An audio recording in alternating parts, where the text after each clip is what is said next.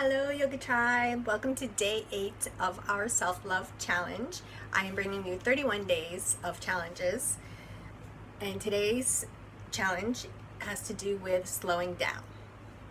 We're going to talk about why we need to slow down and how we can do it. So why am I doing this? Because I have been on a quest to learn to love myself poignantly the last 3 years of my life, and I have come quite a long way. And what I want to do is share the experience with you, and share some wisdom and give you some tips and help you along in your journey in any way that I can, and hopefully bring you some good vibes and some positivity and some empowerment to your world and your journey. Today we're talking about slowing down. And at the end of our little talk, I'm going to show you a really cool breathing technique. It's called pranayama, and we use it in yoga, but you can bring it into your daily life, and it is a beautiful technique that will help you open up, slow down. Breathing is key. I mean, whenever you're upset, angry, really stressed or whatever, first thing someone tells you is, well, besides calm down, that's never really helpful, is take a deep breath. And that works. It really works. So I'm going to show you that breathing technique, and I'm going to give you 10 essential rules for slowing down, which I guess they're not rules as much as they're suggestions. This is your journey. You can take what I give you and use it in whatever way is best for you, or not use it at all. It's entirely up to you. It's your journey. I just hope I can bring some positivity into your day. So, okay, well, here's the thing. The irony is that we have so many things designed to save us time that we use that extra time to do more things and utilize those things, so that our lives are more fast-paced and hectic than we intended them to be, by using, technology and whatever it's supposed to help us, but it's kind of hindered us, I think. And where are those moments where we really savor life anymore? Are we ever really present in the moment, as opposed to being someone in the moment, but thinking about everything we're planning to do or need to do or have to get done? Where are the mindful moments? We are disconnected. We're disconnected. We're inundated with our phones, our laptops, our PCs, our emails, IMs, texts, endless to-do lists, but we're not connected as much as we think we are. We think we're connected, but we're really quite disconnected. We need to be connected in our lives, engaged in our lives, our real lives, and ourselves and our surroundings. So slowing down is a conscious choice. You have to be mindful. It's not always easy, but guess what? Nothing great ever came out of easy. So you work at it, and eventually it becomes a habit to just be mindful. And it's going to lead you to a greater appreciation for life and a greater level of happiness. So how do I do that? How do I become more mindful? Okay, so here is my 10 steps to Zen. So, number 1, do less. Do less. It's that easy. Make a conscious choice to let go of the rest of things. Like, focus on what's really important and make a conscious choice to let go of the rest. The rest will be there later. You can do it when it becomes more important, but focus on what's really important right now in the moment. Put space between your tasks and your appointments so that your day flows, rather than feeling all kinds of crazy pressure to jump from one thing to the next, and you don't feel all crushed and pressured. The second thing I'm going to have you do, or suggest that you do, is be present. So what does that mean? Okay, well, slowing down is great, but you have to try mindfulness with it. So our minds have these little monkeys running around in it. That's what it seems like. We're always jumping from one thought to the next, I call it, and a lot of people call it your monkey mind. So when your monkey mind wanders, here's what you need to do. It's gonna, and it is gonna wander. It's gonna wander to something that happened, something that you need to get done, something that may have already happened, and you're thinking about that. So what you're gonna do is go out and take that little monkey by the paw and bring it right back in. Bring your thoughts right back into the present moment. Let those other things go. It takes a little bit of practice, but you need to focus on what's happening right now. Focus on your actions, on your environment, on the people around you, on others. Listen and hear. Meditation does really help. And I'm going to post some links on the Twisted Tribe Yoga page for some great meditation tutorials that you can try to help with that, for being mindful and being present. It's great practice. It's great practice. So practice, and your quality of life will increase. Just practice being mindful. The third thing I'm going to ask you to do is disconnect to reconnect from technology. Practice leaving the phone behind when possible. Just leave it. And guess what? It is possible. You're saying, oh no, I can't do that. It's possible. Trust me, it is. Being connected all the time, it means we're stressed about information. We're constantly inundated with information, and we're worried. I mean, it worries us. It's stressful. And we're also at the mercy of demands from others, or at least we kind of feel like we are, even if we're not actually. So shut off the technology. Practice staying away from it sometimes. The fourth thing is focus on people. Okay. We spend a lot of time with other people, but are we really there with them? Are we really spending time with them? I've noticed that we're really distracted by our devices. I mean, how can you not? Everywhere you go, someone's got a device out, and that's what they're doing, even though they're with a bunch of other people. Like, I mean, I'm guilty of it too. Nobody's immune to it. We've all done it.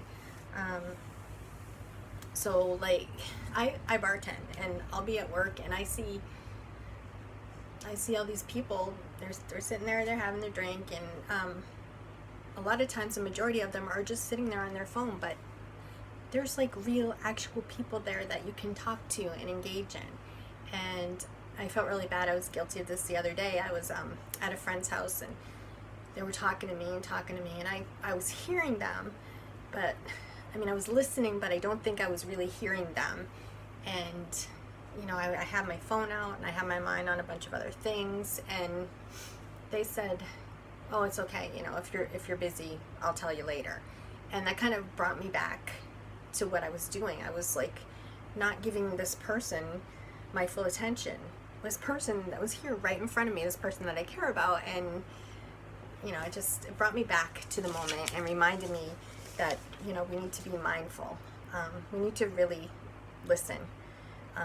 And when I say listen, think about what your intent is when you're listening. Are you listening to hear and understand, or is your intent to respond with what serves you? And do you spend the time listening, thinking about what you want to say back? Or are you actually hearing? Are you hearing and thinking about what they're saying as opposed to what you want to respond with? Again, it takes conscious effort, especially nowadays. So shut off the outside and be present with your people. Be present with your people and really connect. Number 5 is nature.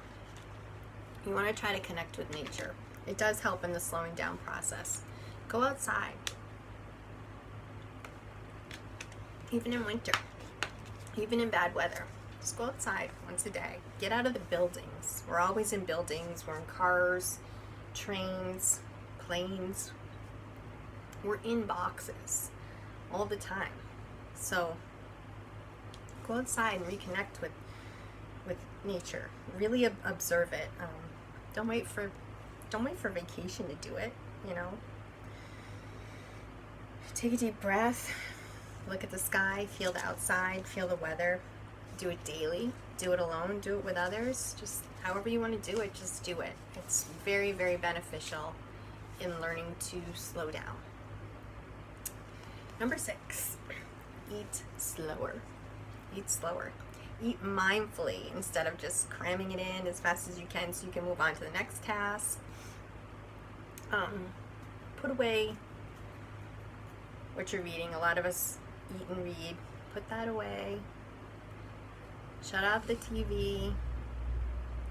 Put the phone away and just eat. Mindfully eat. Really taste your food. Put your fork down in between bites. Appreciate the flavor. And, slow down with the fat, salt, sugar, and frying. Try it. It helps. It helps in all areas of your life and your health.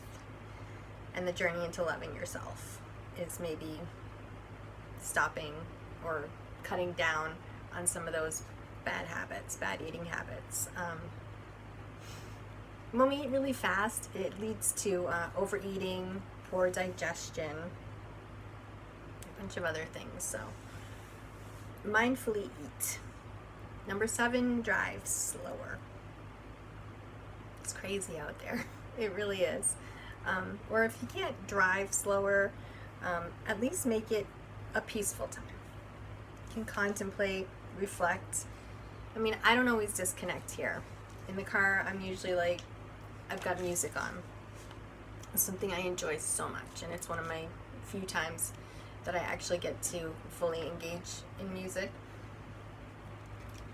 So the car is my time to connect with that, or I'll have an audiobook on or listening to podcasts or something.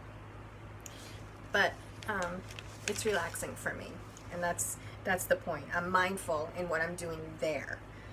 I'm not going through checklists in my head. I'm not racing from one place to the next. I'm mindful of what I'm doing while I'm driving. I'm also mindful of my driving too. So the 8th thing that I'm going to suggest to you is to find pleasure in anything and everything. Again, it comes back to being mindful, being present, making that conscious choice, but also appreciating whatever it is. I mean, it could be anything. From the simplest task like washing dishes. That's a great time for contemplation. And it's not, might not be your favorite thing to do, but learn to appreciate it. It's a great time for contemplation. It's warm, sudsy water. Okay, so it's not a bubble bath, but I mean, I guess it is for your hands. So appreciate it. Appreciate it for what it is. Anything you do can be made enjoyable with a little shift in your perspective, a little mindfulness, and a slight attitude change. And make that adjustment to appreciation and gratitude, because literally there are people with no dishes and no means to eat on those dishes, and sometimes nothing to eat off of those dishes that they don't have, and no clean warm water to wash them with. So perspective, guys, just perspective. 9, try single tasking. We are really good at multitasking nowadays. It's the thing. It's a thing. Multitasking is a thing. We're experts. But we're talking about Zen habits here. Slowing down, appreciating moments, being mindful and present. Okay, so when you feel the urge to take on more than one task and switch between them out of obligation or a time crunch, whatever it is, pause, breathe, pull back, focus. Stick to the one task. I promise everything will still get done. And the 10th thing, breathe. Breathe. When you find yourself speeding up and stressing out, pause, take a deep breath, and a few more. Really feel the air come into your body and feel the stress leave your body. Focus on each breath, and by fully focusing on each breath, you bring yourself back to the present and slow down. So, the time to relax and slow down is exactly when we don't have time for it. It's going to bring you clarity. It's going to allow your mind to flow. It's going to allow creativity to come. It's going to reduce your stress level, bring you headspace, bring you appreciation. You'll perform better in your personal and your private lives. You'll remember what's important. You'll make better connections and build better relationships. You'll be happier and take every little thing a little less seriously. You'll forget less, and you'll have less heart and blood pressure issues and headaches, and you'll enjoy your own company more. So it sounds like a win-win to me. So I was going to show you a breathing technique, a yogic breathing technique. I can't even talk today. I think one thing is I'm really not a talker. That's one thing about my personality. I'm a quiet person, and I've been talking to you guys for 8 days straight, and that's not something I usually do. Kind of even losing my voice a little bit. So it's pranayama, and it's alternate nostril breathing. So what you're going to do is find a comfy place to sit, a place where you can have your head over your heart and your heart over your pelvis. And just a nice comfy seated position. And what you're going to do is, ideally the proper way to do it is you drop these the two fingers next to your thumb down. But that's kind of hard. It's a little bit hard to do. It doesn't come naturally, and it's something you can do with practice. But so just do this one, hang 10. And what you're going to do is you're going to put your thumb over your right nostril and breathe in deeply, and then put your pinky over your left nostril while you're still holding the breath, and exhale out the right. So you're just switching.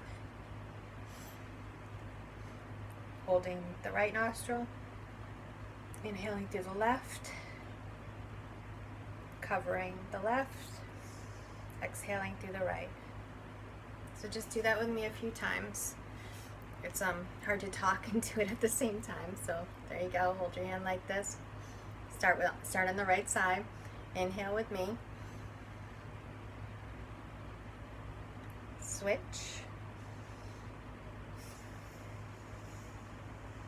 And exhale. It's easy. It just takes a little practice, and it is a really, really good breathing technique for when you want to relax, or just before meditation, during meditation. So another good thing to do to bring you into the present moment is to, it's Savasana. It's something we do at the end of our yogic practice. Today we're going to take Baddha Supta Konasana. Bring your feet together. It's a butterfly pose. And just lay all the way back. And you can bring your hands to your hip points, or put them out by your side with your palms facing the ceiling. And take some deep breaths. Inhale and exhale. Close your eyes. And while you're laying there, I want you to just let all the tension fall away. All the stress and everything you've been holding on to today just fall away. Drop it into the mat, drop it into the floor, drop it into the earth. Let it go. Relax the muscles in your forehead. Relax your eyebrows. If you feel your eyes squinting, relax them. Relax your jaw and your mouth. No clenching. Relax your shoulders. Just let them fall back away from your chest. Breathing deep.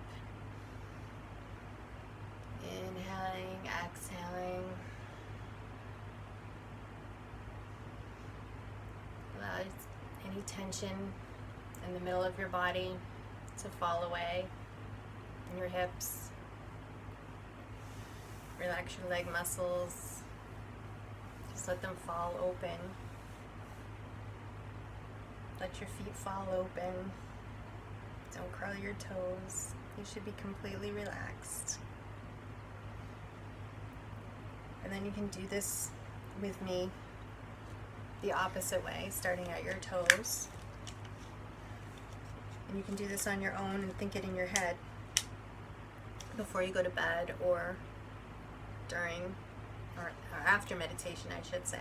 Do it after meditation, before meditation. It's a little exercise to keep that monkey mind focused and to help you relax. So, starting at your toes, let them fall open, no tension. Go up your legs. They should be just falling away from each other, falling into the earth.